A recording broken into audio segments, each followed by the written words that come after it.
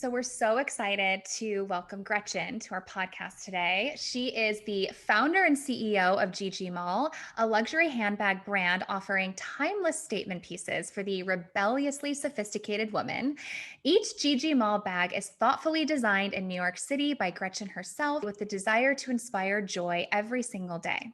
Gretchen is driven by helping to empower women to live their lives to the fullest, and she believes in only having things in her life that spark joy. Her brand, GG Maull, is characterized by functionality, aesthetics, and purpose. We're so excited to welcome Gretchen. So, hi, Gretchen. We're so excited to have you. Hi, Tina and Alex. Thank you so much for having me today. Yes, where are you? Where are you coming to us from? You're so beautiful and sunny and floral. Are you in California? I'm in Miami actually right now, Even but better. yes, I have a tan going, my winter tan. I'm now a Floridian. I've been here for 5 months. Oh, Miami sounds like a dream. It really does. But you came from New York, which is where we are right now. Yes, I'm originally a New Yorker. I've lived in New York for the past 12 years. Yeah, just sort of been displaced from COVID, lived in the Hamptons for the summer, had a baby, and brought the baby down here to Miami so he didn't have to experience a winter. That's very generous. I'm so excited to get into literally all of that. Okay, but I want to start from the beginning, which is, where did you grow up and what was your childhood like? I grew up by coastal, actually. I lived in Philadelphia till I was about 12, 13, and then I moved to San Francisco, the Bay Area, which I love. It just really helped me become my own individual person. And then I went to school in Milan and studied fashion design and did a master in accessories design there, and got my first job at Oscar de la Renta in New York City in 2008 and moved there. Oh my God, you're living Carrie Bradshaw's dreams. These are Carrie Bradshaw dreams. Yeah, I'm very lucky. Yeah, that's sort of how I always knew I wanted to work in fashion. I actually lived in New York for a little stint before I moved to Milan to sort of prove to my father that fashion was a viable career. He told me it was just a hobby. So I interned at Proenza Schooler with Jack and Lazaro back in 2006 to sort of prove to my parents that I really wanted to be in fashion before I got up and moved to Milan. That feels like a very familiar story to a lot of artists or people in the creative field. I know that for me, being a theater background, I had to do a lot of convincing to my dad especially, being like, this is not a hobby. I can totally relate to that, feeling like you have to prove something about the thing that you love. Yeah, it's definitely interesting now being a parent. I'm like, oh, maybe having business experience would have been great to have my own company as well. Mm-hmm. But getting to work in Italy and live there definitely was able to really catapult my career.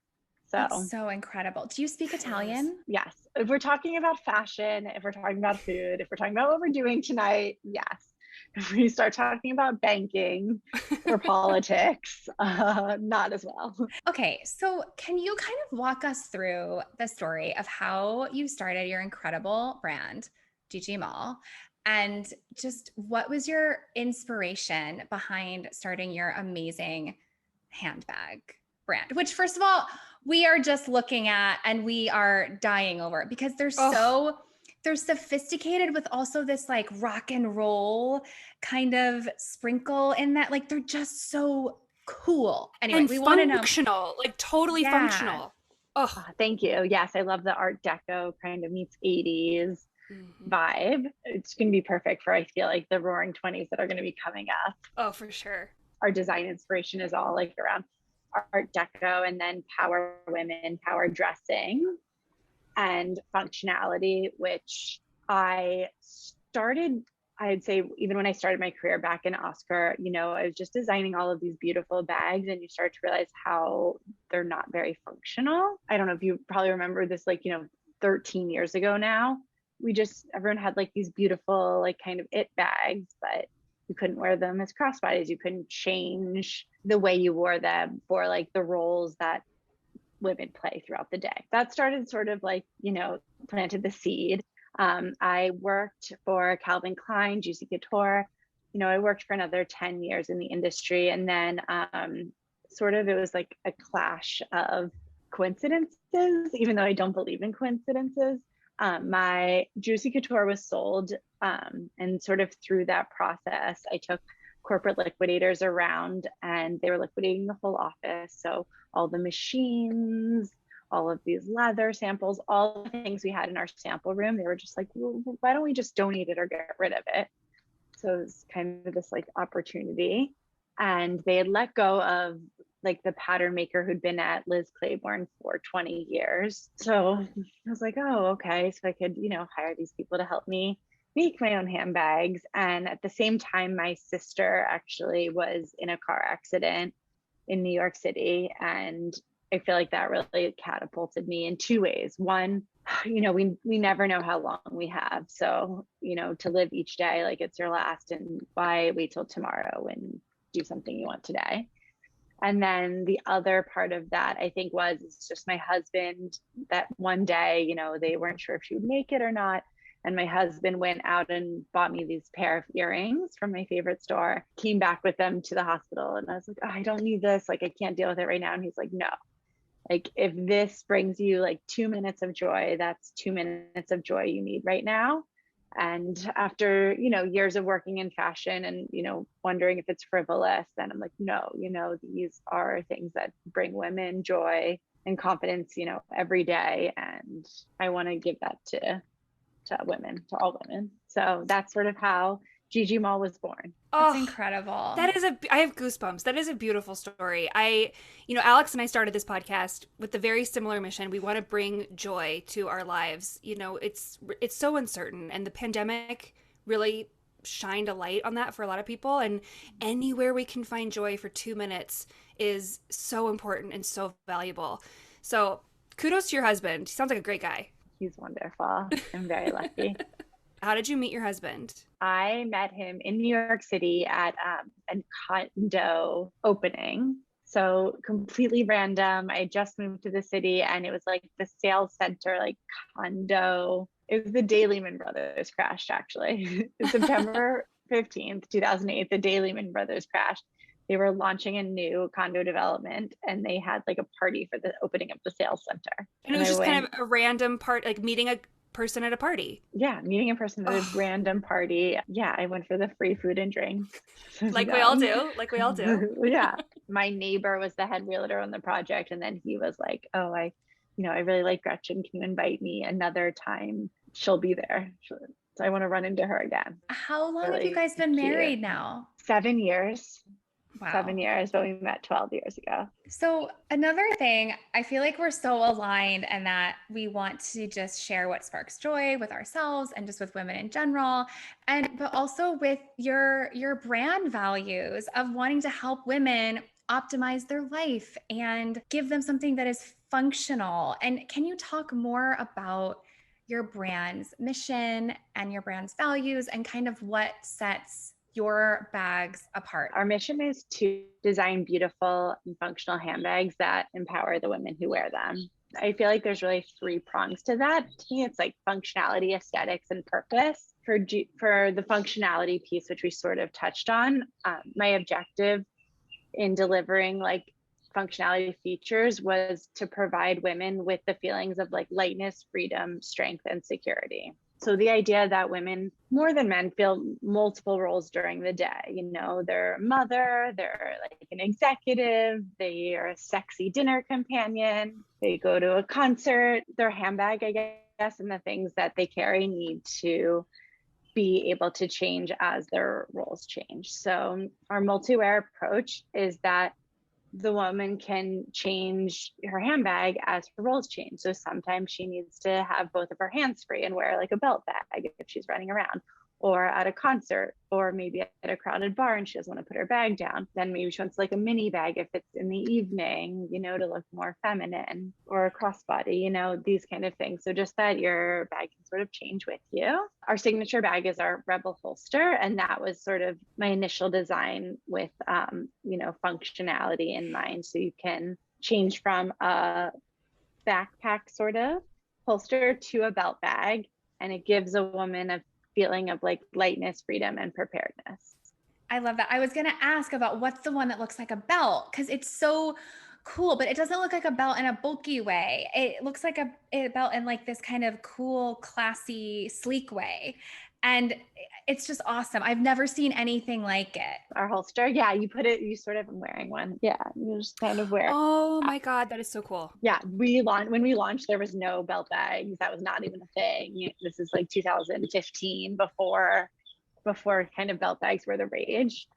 And then aesthetics for me and like GG Maull is, most brands that have like very high-end designer, really high price point for you're paying for that expertise in design.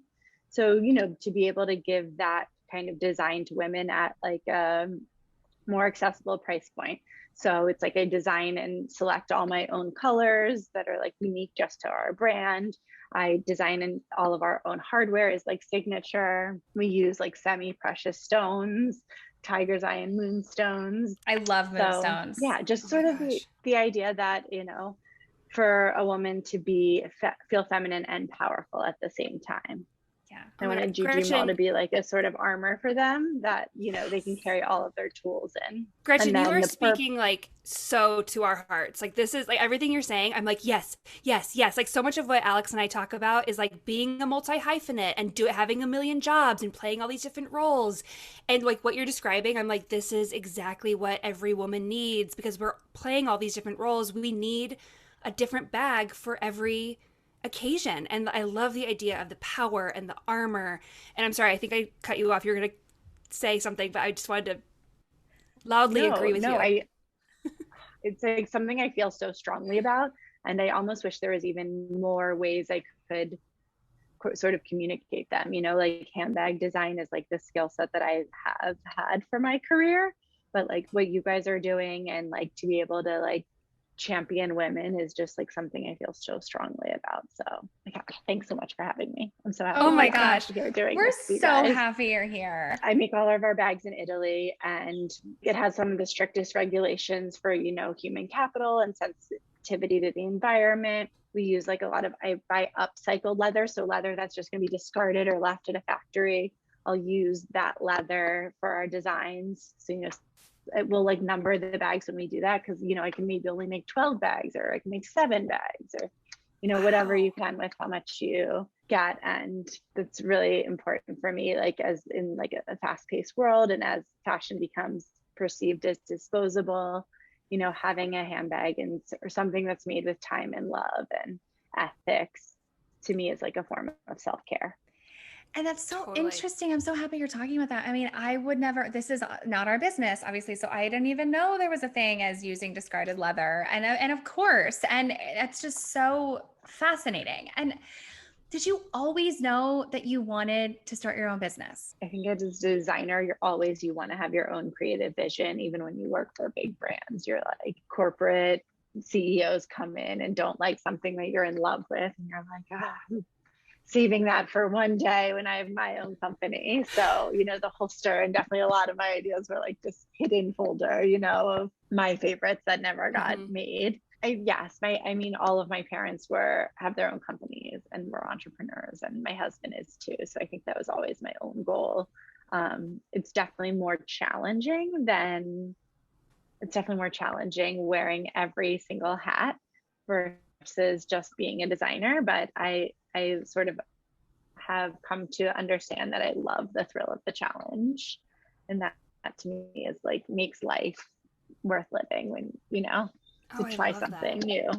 So try something new every day. You've always been surrounded by entrepreneurs. What would you say to a woman who is trying to pivot her career or start her own business and get started? What are some things that you've learned along your journey from yourself, your own experiences, or other people?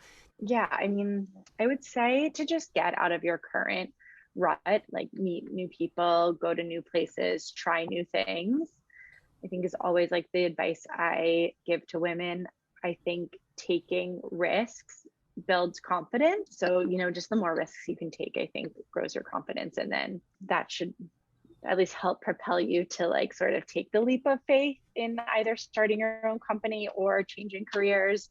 And then I personally love like meditating and journaling. So there's like the Deepak Chopra app right now I'm really into. And Deepak and Oprah have a meditation about getting unstuck, the 21-day meditation. I've been listening to it. So like a 10-minute meditation, but they tell you why each like mantra is what you're doing. So and then I know that you've mentioned that you did the Goldman Sachs 10,000 program. Can you tell us a little bit about what that is? Yeah. So it's sort of like a mini MBA program. In 2008, 2009, when the financial crash sort of was happening, the Great Recession, Goldman Sachs had like their highest year of bonuses, while, you know, millions of people were losing their homes.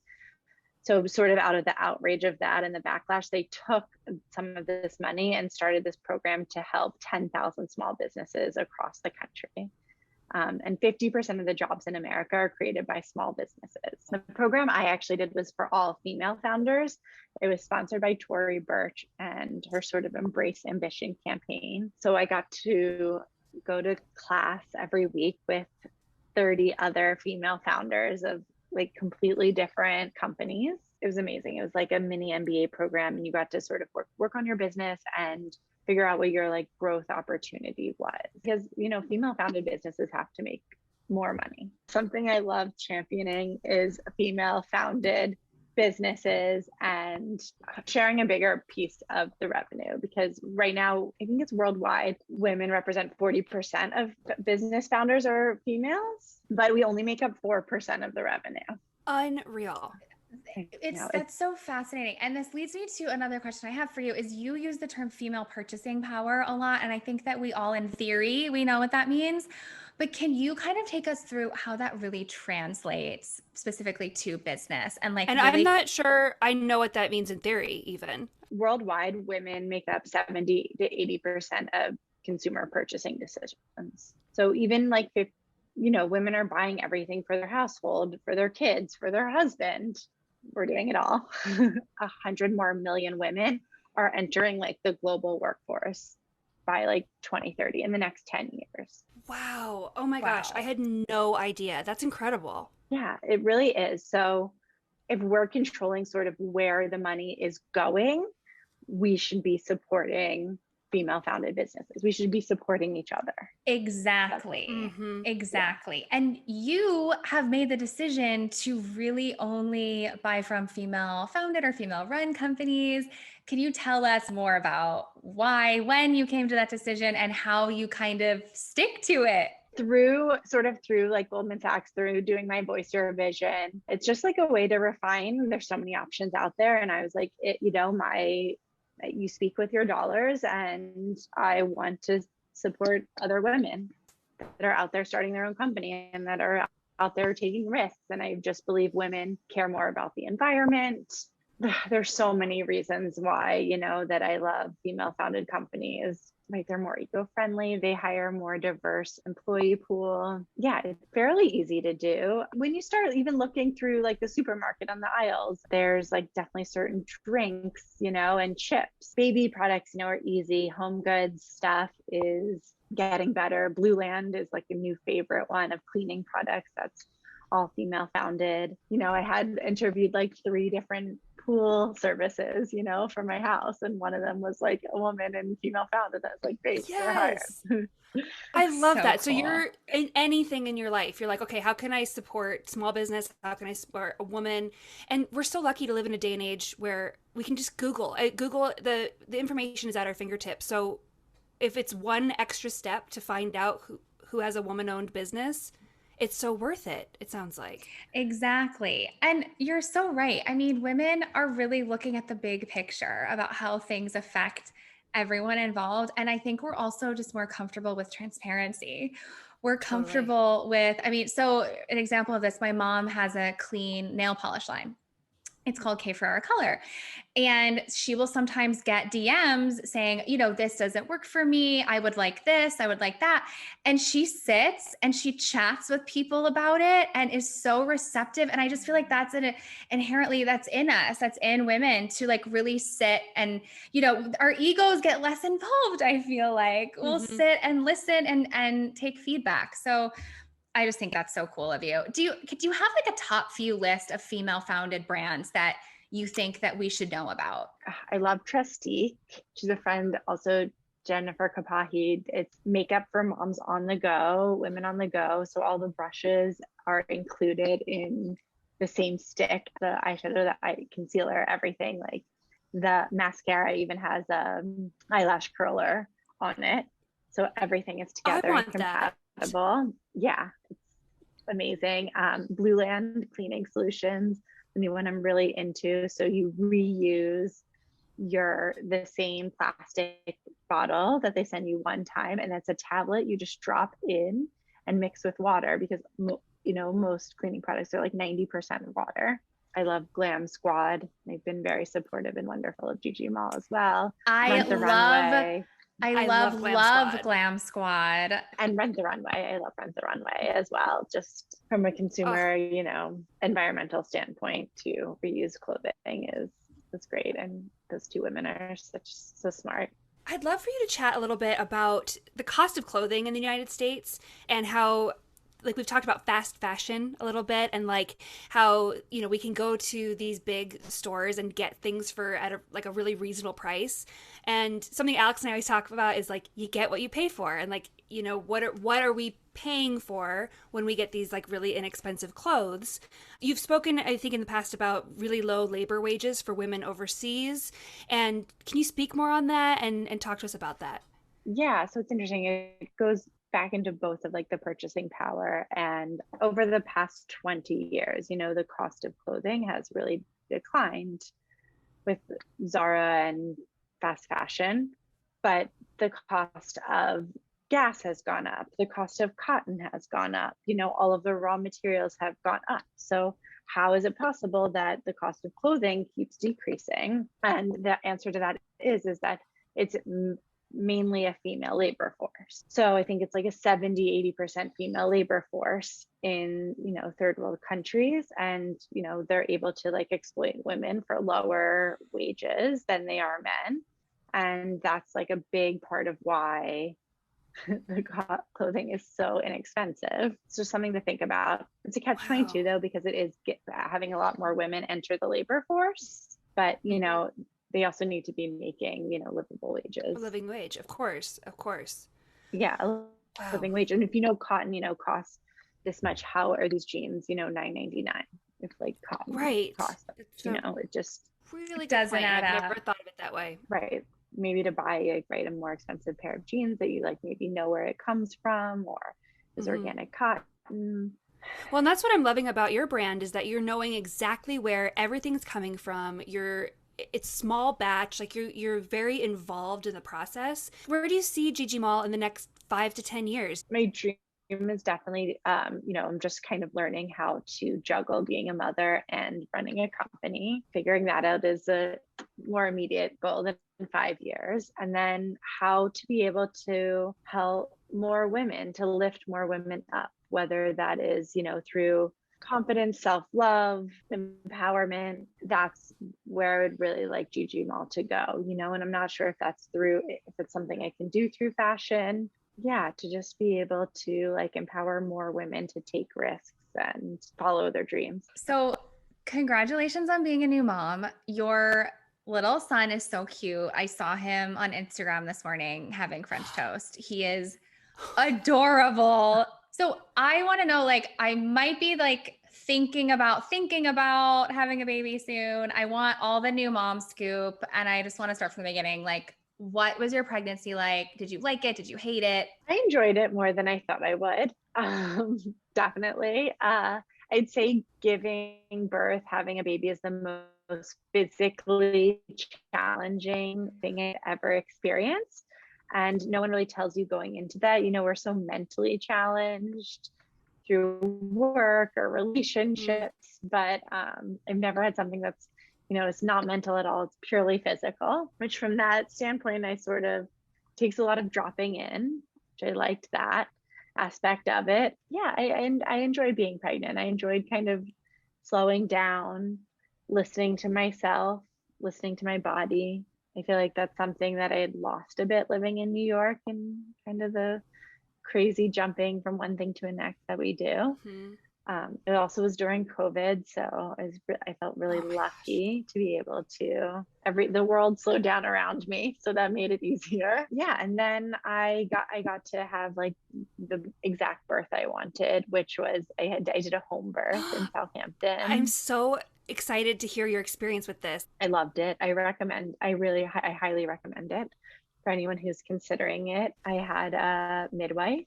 I switched from an OBGYN sort of when COVID and everything was going on to a midwife. And, we had all of our meetings at home. I did a hypnobirthing classes with my husband, which through Hypnobirthing New York, which was wonderful. What is hypnobirthing? What does that mean? It's sort of like to use meditation, controlling your mind to sort of alleviate pain. I've never done any other birthing classes, but I think similar of like breathing techniques, different postures, from ways to sit, that sort of thing, which was honestly so wonderful. My doula midwife didn't show up until I was like 10 centimeters dilated. It was just me and my husband at home. And he like got out the book and was like point to a position and then like set me up in that position with like pillows and chairs and whatever. And was like, okay. So, I don't know what happened. I like blacked out. This is my next question. But how did you handle the pain, or do you really just can't remember? You're like high on natural drugs is the best way I can put it. You don't really feel it. If something takes over, it's so primal. It's so primal. Your brain sort of goes blank and like your body just takes over. There's no blood rushing into your mind. Like there's no processing power in your brain because everything is just like in your body kind of like morphing, opening up to like push this child out. Women's bodies are so incredible. I mean, you really feel just like superwoman after you do this. You're just high on endorphins and just in awe of the magic of what our bodies can do, how we can like birth like this little being and then feed him from our own bodies. It gave me such a new appreciation even for especially women who work and are moms or are the breadwinner and are moms, or even single moms is just, that's by far the hardest job. Like, how has your experience been running your business? And also, how old is your son? He's 8 months. He's 8 months. And the first being a mom for the first 8 months. I mean, I do not have it all figured out. Of course. Well, no one does. I do not have it all figured out. We might have to do this podcast in a year from now. We'll do a Where Are They Now podcast. Where are they now? No, I have not figured that out.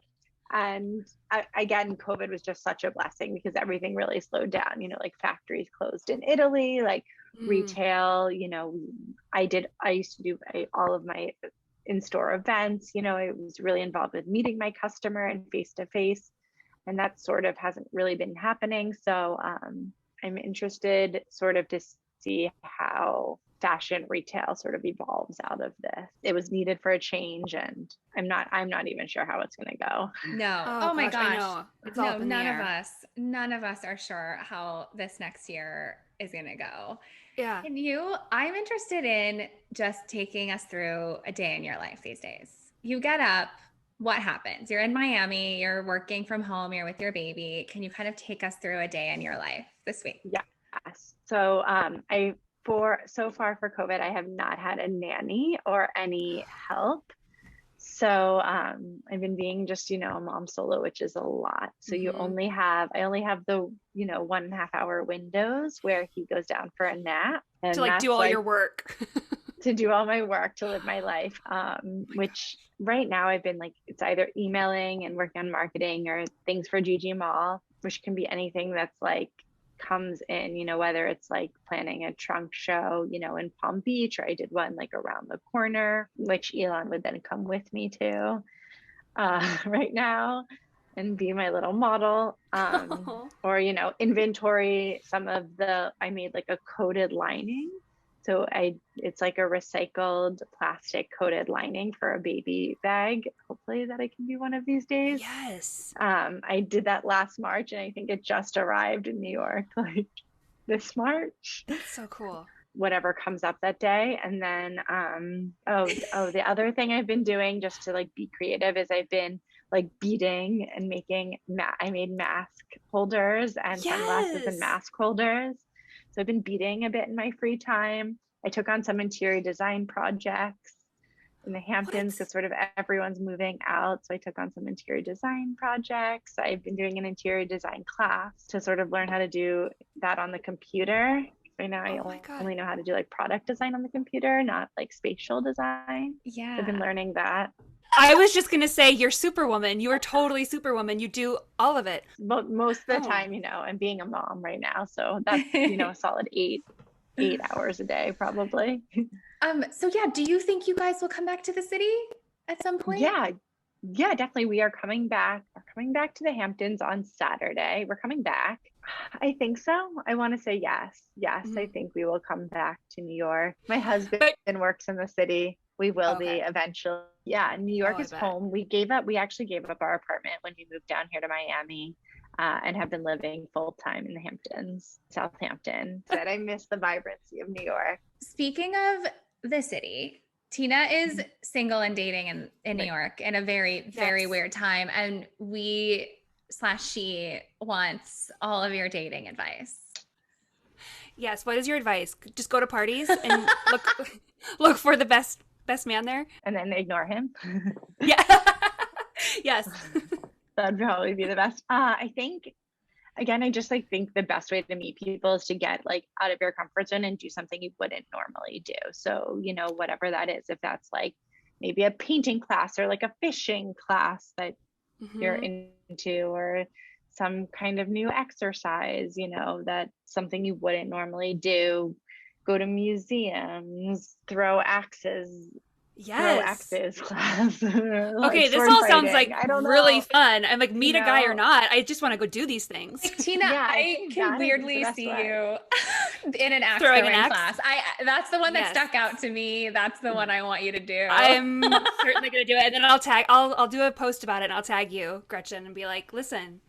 Yeah. I've found my new passion. It's throwing axes. Maybe there's a hot mountain man there. Hey, I like it. I like the way you think.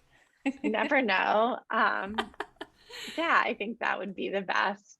Yeah, I think for women, even like kind of making the first move, everyone's nervous. I mean, I probably wouldn't ask the guy out on a date first because I would be more traditional and want him to. But I think if you take that first move to even be like, hey, I'm a little interested in you, wink, wink, Yes, and own it. I feel more, then you give them the confidence, if you're confident, to sort of put it out there a little bit. Yeah, but Brene Brown, what is it? Courage? Or she talks about putting yourself out there, right? Of like some kind of putting your heart out there and being vulnerable, right? I love Brene Brown. Brene Brown is so incredible. You might have just answered my next question, but my next question is, who's someone that really inspires you?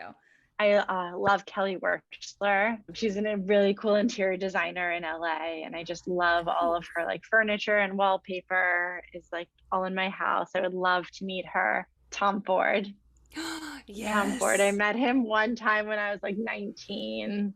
I was just nervous, and I would love to meet him more as like an adult and a designer now. And, he lived in Italy also. As like an American who lived in Italy. So. Okay, so Gretchen, you're stranded on a desert island. What are your 2 beauty products that you have to have with you, that you can't live without? I love the SkinCeuticals suntan lotion. I love SkinCeuticals Beauty Counter. I love Beauty Counter too. We love Beauty Counter. Beauty Counter is a great, also female founded. Yes, they are. Their founder, Greg. So I was invited to like a customer focus group with the founder. It was like me, and I thought it was me, this giant group, but it was like 4 other women. And we got to chat with her for an hour about things we loved about the brand and what we wanted more. And she was just the coolest woman. And she was sitting there. She's like this giant CEO, and she was sitting there with her notebook in her kitchen, taking furious notes about like what we were saying, like these 4 strangers, just customer, she doesn't really know. All she knows is we were Beauty Counter customers. She took it so seriously and was taking these notes. I mean, she is the coolest. I love that you love them. Yeah. amazing products. I mean, they really support women as well. I did a gifting suite with them, and you're right. They treat everyone like a celebrity. They even treated me like a celebrity, and they were like, "No, we really want to hear what you think. Like, you really have to try all of these products." That's awesome. And that's really important, like customer loyalty, I think. Yes. Admire that. For Can sure. you give a resource? It could be a book, a podcast, a TV show, something that has just inspired you, made you happy, helped you in your career, something you've read or watched that you would recommend. So I definitely feel like the Deepak Chopra app has Yes. really been helping me. I think there's just so many great 21-day meditations you can do, but this one right now with Oprah, I love the ones with Oprah because then you have like a female sort of founder perspective, and then you have Deepak sort of more in-depth, Buddhist meditation perspective on. And then I just finished reading The Moment of Lift by Melinda Gates. Also great. How the strongest countries really include women, in the workforce and education, and how much stronger we are when we include 50%, of our population. Yeah, that's been on my list for sure. Melinda Gates is unbelievable. For all of our listeners, where can they find you on social media? Where can they get I actually need to go right now and get that holster bag, because that's going to be my armor when I go to Axe Throw and meet the love of my life. I'm going to be wearing a Gretchen Maull bag. Like, I just know I'm going to be wearing a GG Maull bag when I meet the love Perfect. You of my can life. wear a holster and throw an axe. That's yes. Okay, so where can we go and where can we find you? Where can we find your bags?